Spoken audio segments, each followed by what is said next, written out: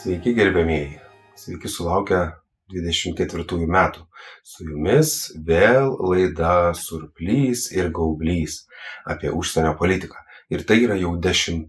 laida. Taigi laukiu sveikinimų, dovanų ir palinkėjimų. Tiek humoro. Šiandien kalbėsime toliau apie užsienio politiką, apie Gaublį. Ir žinote, taip jau sutapo, kad 24-ieji prasidės labai garsiai minint vienos ES ir NATO narės vardą. Kalbu apie Vengriją. Pagalvojau, kad jums būtų įdomu šiek tiek pasinerti į Vengrijos istoriją ir į tai, kodėl šiandien mes taip daug kalbame apie Vengriją, blokuojančią paramą Ukrainai, blokuojančią Švedijos narystę NATO ir visaip kaip bandančiai parodyti, kad jinai turi savo atskirąją nuomonę. Noriu iš karto išduoti jums, kad ši laida apie Vengriją yra tarsi įvadas į kitą labai gilią ir tikiuosi jums patiksinčią laidą, kurioje nagrinėsime tokį dalyką kaip liberali demokratija ir alternatyvas šiai liberaliai demokratijai, kurių simbolių kaip ir yra tapusi Vengrija. Mano galva neteisingų simbolių, bet apie tai palikime kitą laidą. Taigi, ką jūs žinote apie Vengriją? Turbūt pasakysit, kad ten kalba labai keista kalba, nesuprantama niekam Europoje išskyrus suomius, nes tai yra fino-ugrų arba suomių ir vengrų kalba. Turbūt pasakysite, kad vis dar atsimenate tuos globus žirnelius, kuriais garsėjo Vengrija dar sovietmečiu. Gal dar Balatono ežeras ir aišku Viktoras Orbanas arba Orbanas Viktoras, kaip sakytų Vengrijoje, nes jie pavardę rašo taria pirma negu žmogaus vardą. Bet būtent šiandien norėčiau trumpai jums pakalbėti daugiau apie Vengriją, tam, kad jūs galbūt suprastumėte, kodėl šiandien Vengrijos politika yra tokia, kokia yra. Ir trumpai perbėkime per Vengrijos istoriją, tai galiu pasakyti, kad paralelės yra labai įdomios ir panašios į mūsų Lietuvos istoriją. Vengrai atsikraustė į Europą iš Vidurio Azijos seniai, o sakykime taip, pirmąją savo karalystę, pirmąją savo apčiuopiamą valstybę, kurią labai didžiuojasi, įkūrė 1000 metais. Priminsiu, tik po 9 metų apskritai Lietuvos vardas pirmą kartą buvo parašytas rašytiniuose šaltiniuose, o 1000 metais Vengrija jau turėjo savo pirmąjį karalių, Steponą I arba Ištvaną, ir tai buvo karalius, kuris Vengriją pavertė krikščionišką valstybę. Paskui buvo visko. Užpuolė mongolai, išpjovė daug vengrų, paliko daug randų. O aukso amžių Vengrija pasiekė 14-15 amžiuje ir prasidėjo tas aukso amžius valdant Motiejui Korvinui karaliui. Vėlgi paralelė su Lietuva, mūsų aukso amžius valdant Algirdui, Jogailai, Vytautui irgi buvo 14 ir 15. Tai tik paminėsiu, kad vien per tą laikotarpį nuo pirmojo karaliaus Ištvano arba Stepono iki Korvino aukso amžiaus Vengrija turėjo 38 karalius. Štai jums testas, kiek karalių turėjome per tuos laikus mes. Taigi tokia didinga istorija. Ir ta didinga istorija pradėjo trūkinėti, kai 16 amžiuje labai sustiprėjo osmanai, dabartiniai turkai, ir jie užpuolė Vengriją, padalino šalį ir nuo to laiko Vengrija nebeturėjo tos didybės, kaip ją galėjo didžiuotis iki tol. Bandydami išvengti visiškos Turkijos uzurpacijos, Vengrai pradėjo flirtuoti su Habsburgų dinastija, kitaip tariant su Austrija valdžiusią dinastiją, ir nuo 16 amžiaus vėlgi turėjo kažką panašaus, ką mes lietuviai turėjome su Lenkija nuo Krėvos sutarties. Tai buvo vieno monarcho Habsburgo valdomos dvi karalystės, Austrija ir Vengrija. 1703-11 metais įvyko Rakocio vadovaujamas sukilimas, kurio metu Vengrai bandė išsiveržti iš Austrų priespaudos, dėja tas sukilimas nepavyko. O Austrai ką padarė tuo metu mes puikiai žinom, 18 amžiaus pabaigoje sudalyvavo abiejų tautų respublikos padalijime, pasiėmė dalį mūsų teritorijos ir po maždaug 70 metų 1867 metais susikūrė Austrijos-Vengrijos imperija, apie kurią mes nemažai jau žinome. Tas 1867 metais įvykęs taip vadinamas Austrijos ir Vengrijos kompromisas sukūrė Austrijos-Vengrijos imperiją, kurios plotas buvo arti 700 000 kvadratinių kilometrų. Tai palyginimui abiejų tautų respublika iki padalinimo, aišku, buvo 1 milijono kvadratinių kilometrų dydžio. Ir Austrai su vengrais teritorijos turėjo pakankamai panašias, Vengrijos buvo šiek tiek didesnė. Tai vėlgi priminsiu, kad Lietuvos teritorija, pasirašant Liublino uniją, kuri sukūrė abiejų tautų respubliką, buvo apie 300 su virš tūkstančių kvadratinių kilometrų. Tai Lietuva buvo panaši savo dydžiu į tuometinės Vengriją ir Austriją. Ir Austrija-Vengrija buvo viena iš didingiausių to meto Europos valstybių, ką jums paliudytų ir Lietuvos premjerė Ingrida Šimonytė, mėgstamiausia turinti knygą apie kareivį Šveiką, kuris buvo tos imperijos pilietis. Ir tai buvo iki Pirmo pasaulinio karo. Pirmo pasaulinio karo metu Austrija-Vengrija pralaimėjo šitą karą ir po to įvyko padalijimai. Austrijos-Vengrijos imperija iš principo žlugo, kaip ir žlugo tarp kitko Osmanų imperija, buvusi toje pačioje pusėje kaip ir Austrija-Vengrija, ir buvo pasirašyta tokia Trianono sutartis. Tai ta Trianono sutartis Vengrijai po šiai dienai yra labai skaudus prisiminimas, nes tik paklausykite į skaičius. Iš 325 000 kvadratinių kilometrų Vengrija liko tik tai 93 000 kvadratinių kilometrų.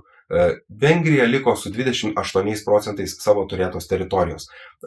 Kitos žemės buvo išdalytos į dabartinę Ukrainą, į dabartinę Serbiją, į dabartinę Slovakiją, į dabartinę Kroatiją. Taigi, po šiai dienai vengrai labai nepatenkinti tą Trianono sutartimi, bet, kaip visada būna, nereikėjo pradėti karo ir dėja nereikėjo jo pralaimėti. Tokia jau ta istorinė tiesa.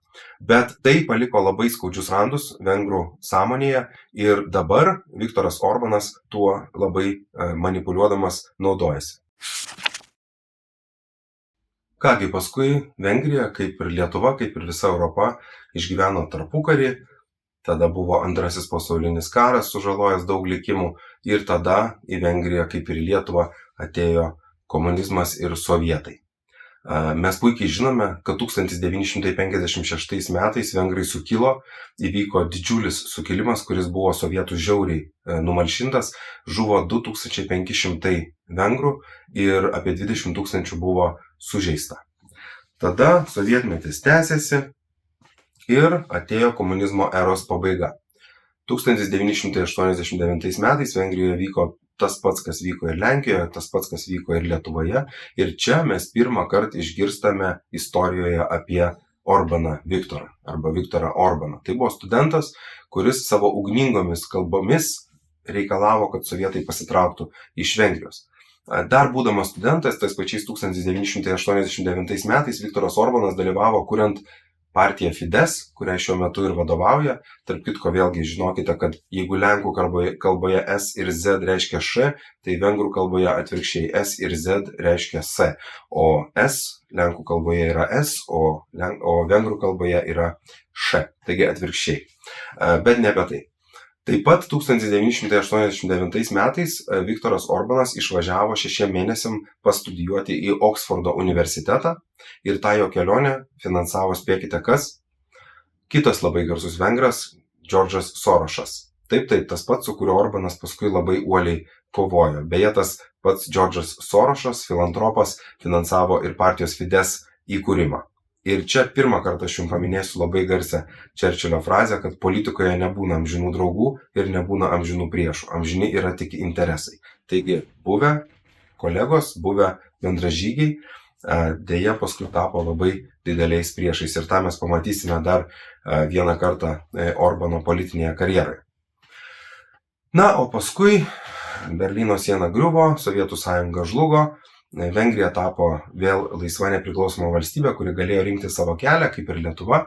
Ir noriu atkreipti dėmesį, kad dar iki ES ir NATO narystės vengrai inicijavo tokios vadinamos Višegrado grupės sukūrimą. Tai vyko 1991 metais. Vengrija, Čekija, Slovakija ir Lenkija sukūrė tokį 4 valstybių vidurio ir rytų Europoje klubą, kurio tikslas buvo vėlgi, bendradarbiauti ekonomiškai ir kartu siekti politinių tikslų. Aišku, galutiniai tikslai buvo į europinę ir euroatlantinę integraciją. Na ir kaip ir Lietuva 2004 metais, šiemet jie, kaip ir mes, švęs 20 metų, Vengrija tapo ES ir NATO nare. Ir ta Višegrado grupė jiem padėjo ir toliau išlaikyti bendrus interesus 4 šitų valstybių ir kartais pasirodyti kaip, tokiais nepatogiais ES pirmiausia nariais. Bet ilgainiui jų pozicijos tai skyrėsi, tai buvo vienodos, bet tai Višegrado grupė, turiuomenį, galiausiai prarado savo reikšmę, nes vėlgi natūraliai Vengrija, kaip ir jos partnerės Čekija, Slovakija ir Lenkija, tiesiog tapo ES ir NATO valstybėmis ir kartais jos derina savo interesus, kartais netgi bando prisitraukti Baltijos šalis, bet iš principo jau veikia sąjungoje savarankiškai. Na ir dabar apie Orbaną. Vengrijos didžiąją dalį dabartinės Respublikos istorijos turbūt galima suskaidyti į 2 dalis, tai yra su Orbanu ir be Orbano. Tai Orbanas pirmą kartą Vengrijos premjeru tapo 1998 metais, štai jau prieš, kiek čia gaunasi, 26 metus ir išvaldė 1 kadenciją. Viskas. Paskui jį nugalėjo Vengrijos socialdemokratai ir jie valdė 2 kadencijas. Nuo 2002 iki 2010 metų. Ir dėmesio, tai Vengrijos socialdemokratai pradėjo tokį projektą, kuris vadinasi South Stream, kažką primena, Nord Stream pas mus Baltijos jūroje. Taigi tas South Stream arba pietų koridoriaus projektas turėjo vamzdynais vesti dujas iš Rusijos į Vengriją. Ir tuo metu Orbanas kritikavo šitą South Stream projektą kaip išdavikišką, išduodantį Vengrijos interesus. Socdemai valdė, kaip jau sakiau, nuo 2002 iki 2010 metų. 2010-aisiais Orbanas grįžta į valdžią su savo Fidesz partija ir yra joje iki dabar. Ir čia mes antrą kartą prisimename Čerčilio frazę, kad nebūna politikoje nuolatinių priešų ir nuolatinių draugų. Nuolatiniai, amžini yra tik interesai. Taigi Orbanas, grįžęs į valdžią, jau laimina South Stream projektą ir jau kariauja su ES, kuris sako, kad šis projektas neatitinka ES interesų. Lygiai taip pat Orbanas kariavo su ES dėl kito projekto, kai statyti atominę elektrinę Pakso mieste atidavė Rosatomui. Europos komisija kaltino, kad tas pirkimas buvo nesilaikant tarptautinio pirkimo normų. Europos komisija kaltino, kad jį finansuoja Rusijos bankas, kuris yra sankcijų sąraše. Prisiminkit, tai jau yra ką tik įvykus Krymo karui. Bet Orbanui tai yra nemotais, nes pirmiausia, jam rūpi Vengrijos ekonominiai arba energetiniai interesai. Ir nesuklyskite, Vengrijos net 80% prekybos vyksta su ES valstybėmis. Tik energetiškai Vengrija yra labai priklausoma nuo Rusijos. Vėlgi galime sakyti, kad tam įtakos turi natūralūs faktoriai, nes Vengrija neturi jūros, neturi kaip atsivežti dujų, kaip pavyzdžiui mes, ar naftos. Dėl to Orbanas nuolat kartoja, kad jisai prašo suprasti išskirtinę Vengrijos situaciją. Bet čia aš noriu atkreipti dėmesį į dar vieną momentą ir po biškį, po truputį, reikia sakyti, kalbininkai liepia šitą laidą baiginėti. 2014 metais Orbanas paskelbė 2 politikas, panašiai kaip daro Kinijos lyderiai. Pirmoji politika buvo rytų atidarimo ir iš čia atsigręžimas į Rusiją, į Kiniją, netgi į Turkiją, kurią istoriškai, prisiminkit, Orbanas ir vengrai irgi laiko savo nedraugę arba grėsmę. Antroji politika, kurią paskelbė Orbanas, buvo dėmesio neliberalios demokratijos. Ir čia yra šiek tiek komiška. Reikėtų žinoti, kad mes visą laiką demokratiją įvardiname kaip idealą, kurio reikia siekti. Yra posakis, kad demokratija yra blogiausia valdymo forma politikoje, bet vienintelė realiai įmanoma. Tai štai jau keliasdešimt metų ypač Europoje, bet ir šiaip visoje vakarų civilizacijoje kalbama apie liberalią demokratiją. Liberalią demokratiją su visomis iš to išplaukiančiamis teisėmis, su labai daug teisių ir labai mažai atsakomybių piliečiams. Na, jūs žinote, apie ką aš kalbu arba ką aš turiu omeny. Tai štai Orbanas 2014 paskelbė neliberalios demokratijos kursą. Ir tai skamba juokingai, bet iš principo jūs turbūt žinote, kuo tai pakvipo. Tai Orbanas labai stipriai centralizavo savo valdžią, labai apribojo teismų galias, dėl ko susikalė su ES. Tai štai Orbanas galbūt kvailai pavadino savo tą politiką, bet iš principo jisai ėmėsi tų veiksmų. Tai beje apėmė ir tada jau kovą su Džordžu Sorošu ir bandymą uždaryti jo finansuojamą Vidurio Europos universitetą arba Centrinės Europos universitetą Budapešte, dėl ko kilo masiniai protestai ir taip toliau. Problema šioje vietoje buvo ta, kad Orbanui teko pastatyti Putiną ir galbūt netgi Kinijos prezidentą kaip idealą stipraus valdovo. Ir štai čia Orbanas įsivarė save į kampą. Dabar taip jau gavosi, kad dėl savo energetinės priklausomybės, dėl savo neliberalios demokratijos ir turbūt dėl kažkokių senų ryšių su Rusija, galbūt finansavimo, galbūt kažkokių, apie ką rašo kai kurios knygos, tokios kaip Putino Rusija ar panašiai, bet jų niekas neįrodė tų faktų. Orbanas laikosi kaip paskutinis Rusijos agentas ES ir NATO. Ir čia, šioje vietoje, aš ir noriu baigti laidą, nes tai reikalauja labai gilios ir rimtos diskusijos apie tai, kas yra liberali demokratija, kas yra neliberali demokratija, ar tokie iš vis turėtų egzistuoti, kas yra krikščioniškosios demokratijos vertybės, kas yra tradicinės vertybės ir kaip tai koreliuoja su ES, su mūsų vakarų civilizacija, kaip galima tas vertybės ginti, tas vertybės puoselėti, netampant Rusijos fanų. Ir apie tai, mielieji, bus kita laida. Labai tikiuosi, kad jūs prisijungsit, pakviesit prisijungti savo močiutę, babą, senelį, savo anūką, nes tikrai bus gilu. Ačiū. Gerų metų.